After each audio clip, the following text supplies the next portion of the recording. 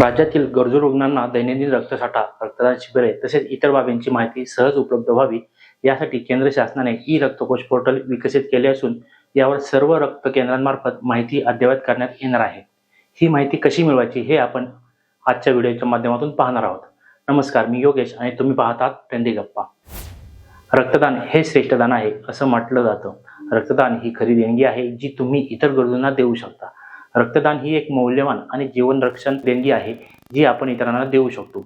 आपले योगदान जरी लहान वाटत असले तरी जीव वाचवण्यात ती महत्त्वाची भूमिका बजावतात। मात्र या रक्तासाठी अनेक गरजू रुग्ण धावपळ करताना पाहायला मिळतात।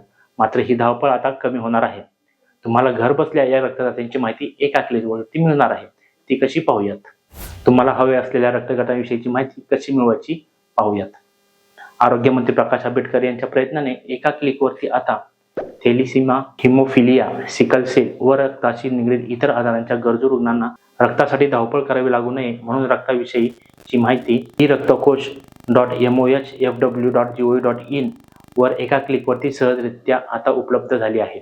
या सेवेचा गरजू रुग्णांनी लाभ घ्यावा असे आवाहन सार्वजनिक आरोग्य विभागाने केले आहे। राज्यामध्ये शासकीय, निमशासकीय, ट्रस्ट, कॉर्पोरेशन, प्रायव्हेट अशा एकूण 395 रक्तपेढ्यांचे खूप मोठे जाळे असून रुग्णांना वेळेत रक्त मिळण्यासाठी आता आपल्या मोबाईलवरती ई रक्तकोश पोर्टल मार्फत सद्यस्थितीत असलेल्या रक्ताच्या साठ्याची माहिती तत्काळ उपलब्ध होणार आहे। गरजूंसाठी देण्यात येणाऱ्या रक्ताचे संकलन कसे करायचे ते पाहूयात। महाविद्यालय, सामाजिक संस्था, राजकीय पक्ष, धार्मिक संस्था, गणेश मंडळे, कॉर्पोरेट ऑफिसेस इत्यादींच्या माध्यमातून तसेच वारंवार रक्तदान करणाऱ्या रक्तदात्यांच्या मार्फत रक्त संकलन मोठ्या प्रमाणात करण्यात येते।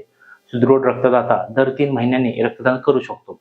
राज्यामध्ये 100 पेक्षा अधिक वेळा रक्तदान करणाऱ्या रक्तदात्यांची संख्या मोठी आहे।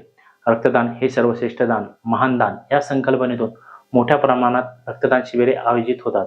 राज्यात सुरक्षित रक्तदान पुरवठा साठा योग्य दरात उपलब्ध होणे यासाठी राज्य रक्त संकलन परिषद नियमित कार्यरत आहे।